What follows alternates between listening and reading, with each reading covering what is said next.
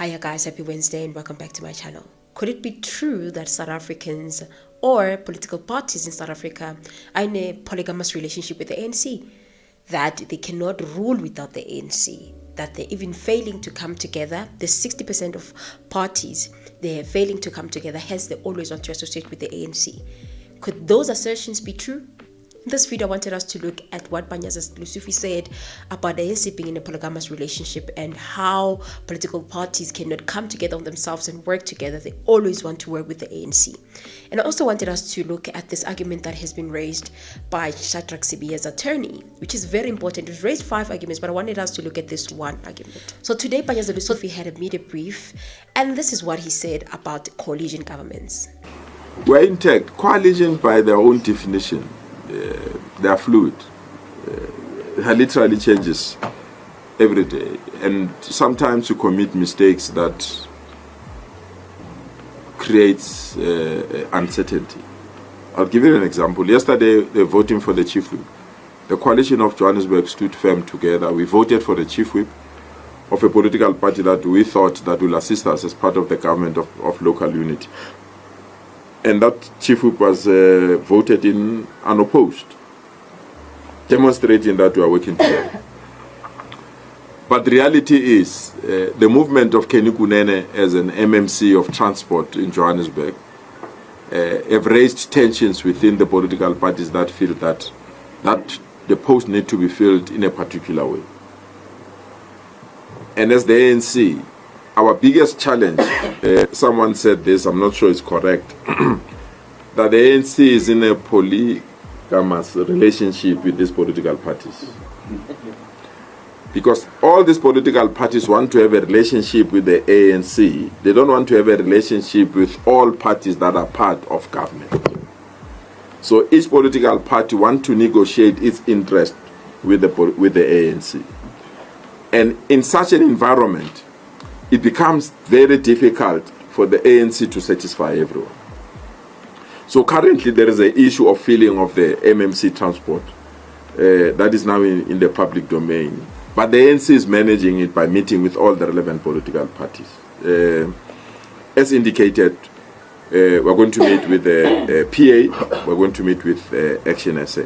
And I've been mandated by the political party to have talks with those political parties. I'd like to believe that it is the other way around, that the ANC loves power so much so that they don't want to leave power. They want to work with everybody and anybody because they don't want to leave power. And a typical example of that is KZN. We know that during the general elections, Umkhonto weSizwe Party won in a way, KZN, but still NC went in a coalition with the IFP so that they can oust the MKP, and they quickly had that coalition without even involving the MKP, even though there's rumors that they involved the MKP, but the MKP rejected that involvement. But that is a typical example to show what the NC is willing to do to ensure that they stay in power. So I don't really believe that, but to a certain degree, he might be having a point, because what is making these small parties to fail to come together? This 60%, why is it failing to come together? Yes, the Good Party, Rise Mzansi, Bosa, we've seen that they've come together and they're going to contest general elections together. And we see some of these parties coming together to form these small coalitions so that they can contest elections together, including MKP and ATM. But the thing is that, why is it that the 60% is failing to govern, even if it's in a local level?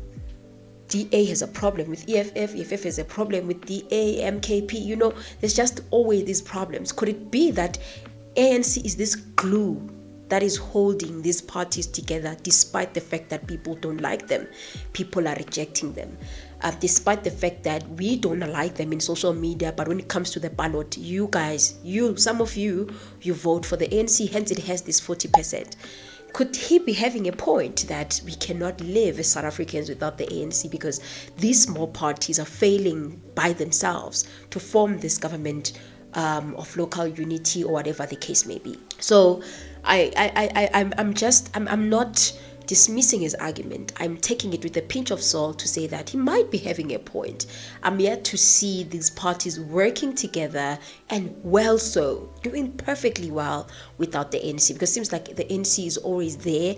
Everybody wants to go and have some talks or some relations with the ANC. Let me just hear your thoughts, guys. Tell me what you think. Do you think that is the truth, or just Panyaza Lesufi is crazy? He's just trying to manipulate people's minds to make them think that everybody wants the ANC, they're in a polygamous relationship, they will choose whom they want and whom they want to work with. And then on the other hand, we have Advocate Kamil Primhead, right?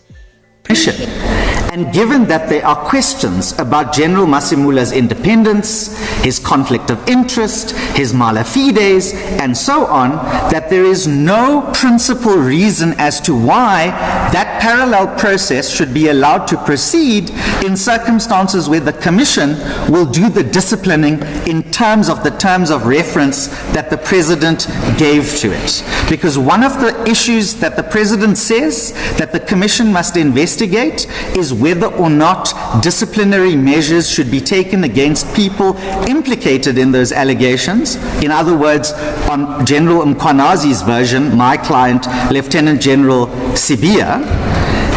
And that's why the Commission must be allowed to perform its function without interference by the National Commission. That if Mr. General Masemola was not implicated in the manner which you suggest, there was nothing wrong for him to institute disciplinary steps in the currency of the Commission. Well, would it be, are we ignoring the stay-at-home order? Because if we throw the stay-at-home order in that, then I will say no. But if we exclude the stay-at-home order, then I will say, yes, that's fine, provided that there has been compliance with the regulation itself.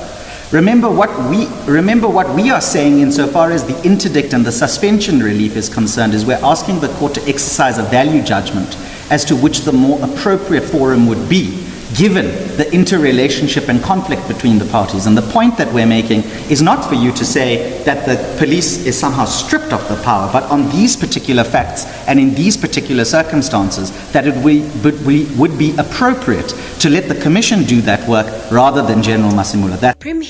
Advocate Primhead is saying that it cannot be that Shadrach Sibiya goes through disciplinary in parallel, the subdisciplinary in parallel to the Commission. The reason why the Commission was even formed to begin with is to deal with these allegations that have been raised by Mkwanazi. So the police cannot enter into that chat, right?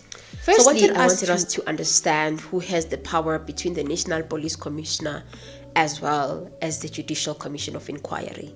Yes, when it comes to internal issues and stuff like that, the National Police Commissioner has the power. But remember that the Judicial Commission was established and formed by the President, and it has more power than the National Police Commissioner, right? When it established, as you've even seen with the dockets, them saying that the dockets are going back to the Commission and stuff, because the Commission holds that much power. The powers of the National Police Commissioner become limited because of the establishment of the Commission. So since the Commission is the mandate that comes from Parliament, or it's a mandate that comes from the President, its authority can supersede the administrative powers of the Commissioner in certain areas, right? For example, if the ad hoc committee is tasked to investigate political interference or corruption in the SAPS, the findings and recommendation can directly affect whether Sibiya or others remain in office. So that's how these power dynamics are. So it's not that the National Commissioner's powers are taken away. Rather, they are being limited or overridden temporarily because of Parliament's decisions, such as the ad hoc committee, because they have that oversight, right? But we must remember that Sibiya did what he did before the Commission was even established. He disbanded the task team before the Commission was established. Could it be that now the results have to be different because he did all of these things before the establishment of the Commission? So it should not be the purpose of the Judicial Commission to replace the internal disciplinary proceedings and processes of SAPS. That should not be the case. Within this particular instance, it's a contravention of an instruction from a superior. Yes, it may collaterally spill into the other areas, but that's it's a discipline issue within the police and not a Maganga Commission issue. And very briefly, Ritu, the instruction to stay at home, it's unclear what this instruction is in the broader context of discipline within the SAPS, right? What will the court also have to determine in this regard? That's a good question, because I think ultimately the matter is going to come down to whether that instruction was a suspension. I think Mr. Sibiya is really saying that, as far as he understood it, he's suspended. And if you're suspended, then there's a specific process in terms of Regulation 8 that has to be followed. And that includes him being afforded an opportunity to make representations. So this instruction to stay at home did not have an opportunity to make representations, and he took it as if it's a suspension. But what the commissioner has said is well, if it was a suspension, then he wouldn't have the ability to have his work devices. It would have followed a completely different practical course. And all he's being asked to here is not attend the office, not necessarily to not have or undertake any of his duties pending a particular investigation. So I think from a court's perspective, there'll be a lot around how to interpret that, and the regulations are going to play a key role. I just think that the mistake that Masemola made is to not discipline Shadrach there and then. He has his own reasons why he failed to discipline Shadrach after he disobeyed his rules and instructions. But now with the formation of the commission, it becomes a little bit hard for his power to be asserted because of his lack of action during that time. Whereas now his action with the commission being established, it's like, no, let us let the commission do the work. Could it be that he will win this case? I wouldn't be shocked if he does. The chances are high that Sibiya will go back to work. Now, speaking, I have trust on the criminal justice system and then on our judges. As we requested for 3 judges, we will accept whatever outcome we get. And I don't want to dwell much into saying much, especially pending the ad hoc committee and the commission that is to come. So I am not allowed at this stage to dwell much and say a lot at this point in time. So let me keep it here. When I appear before my boss, we were in good terms. I still respect him as the National Commissioner of the South African Police Service. I'm a disciplined member of the police, and I'll subject myself to his authority. Thank you very much. Do you support the work of the stay home, and you're challenging that before the High Court? Like I'm saying, at this point in time, I'm before court and I'll await the outcome of the court. Masemola and the police minister both expressed the work or the support of the work of the commission and to support Kachalia. Do you also support him and the work of the commission? Well, I was not in that meeting. But your stance, do you support the 2 gentlemen and the work of the Madlanga Commission? Yes, I support. I mean, this is what the president has ordered as well. So this is what I support as well. With the political task team, it seems like when they're taking the court dockets to the commission, Panyaza, on the other hand, with Kachalia, are planning to have form their own political task team in Gauteng. This is what Panyaza said. Trickling in.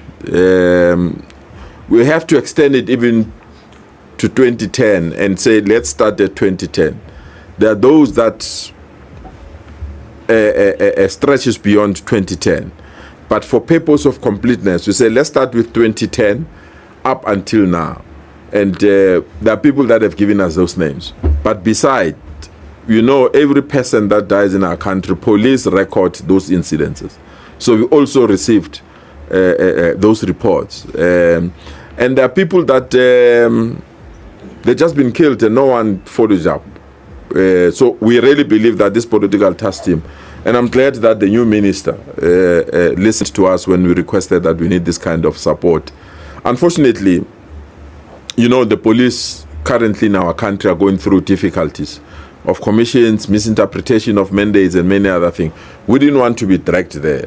Our approach was that let's establish a task team in our province ensure that is appropriately resourced. The terms of reference are clear so that there's no confusion, and we can be in a position to give a deadline to conclude their work. And we are happy that we are on that path. So this goes back to confusion as to actually what's going on. It's like the ANC wants to have the upper hand when it comes to these investigations. They want to remove Masemola, Panyaza, and everybody else so that they can decide and have the upper hand as to how are these investigations going to be conducted, because the dockets have been taken to the commission, or the copies from what is being said, and then now Panyaza comes and says we're going to form our own in Gauteng. Whereas Masemola wanted that, but that was challenged. And then Panyaza comes and says we're going to have something like that in Gauteng. Actually, who is fooling who? You see, these are some of the prime examples that will show you that the ANC wants to have control over this whole process of investigations. It's just as simple as that. And also, as a side note, I just think that this guy, Advocate Permit, I just think that he should definitely not be called to the ad hoc committee. He reminds me of Advocate Kakan. Advocate Kakan used to represent Zuma during those controversial times. Such advocates, it's easy for the public to think that they are very biased, even though attorneys are not supposed to move with emotions, are not supposed to say that, because you are very notorious, I'm not going to represent you. It's about instructions of the client. And if you think that your client has a case, you take that case. And I've seen him representing the EFF, representing the ANC. He's just been that guy who represents everybody. And I think since that is the case, he should definitely not be called to the ad hoc committee, because already you'll seem as if it's this person that has the upper hand. He knows certain things that other legal practitioners don't know as a senior advocate. I just think that he should just stay away from the ad hoc committee, because I see him a lot, meaning that our political parties and leaders, they love him. Probably he's one of the best. But I just think that they won't use his services for the ad hoc committee, because I just sense a lot of challenges or a lot of arguments that are going to be raised with his participation in that process of the ad hoc committee. And also, Sibiya has confirmed that with the ad hoc committee, he's going to appear next week. I think it's on the 10th. The ad hoc committee have been summoned for the 10th. So it is when I'm expected to be there. So you'll be making your presentations there as well? Yes. So yeah, clearly the ad hoc committee is going ahead, and I'm happy about that it's going ahead. And as for the commission, I just don't know why so much power, our laws give so much power to the commission. Imagine if Sibiya goes back to work, guys. He's going to go back to work. We don't know when is the commission going to be established. We don't even know when is the other time when the commission is going to be established, and they're going to sit down and summon these people, and actually the commission having a final say, meaning this man might be going back to work for the next year or two, and probably the recommendations are not going to be, implemented, because how many times have the recommendations been implemented? People were really disciplined.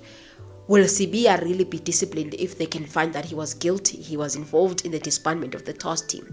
But I just think that this is a lesson for everybody, including Masemola himself, that when someone does something wrong, you act there and then. You don't wait for, later times. Because when you wait for later times, for such a time when the commission is formed, people will hide behind the commission to say that, let the commission deal with it. You failed to deal with it when you still had the power. So now the power is with the commission.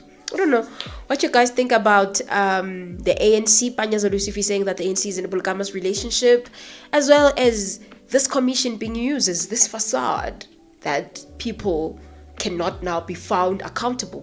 Things cannot continue from the dockets to suspending people. Nothing can be done because there's this commission, which we don't even know when is it going to begin. That is being used as, no, let us wait for the commission. No, let us wait for the commission. Yeah. I don't know. Please comment your thoughts, guys. I'll see you in my next upload. Bye.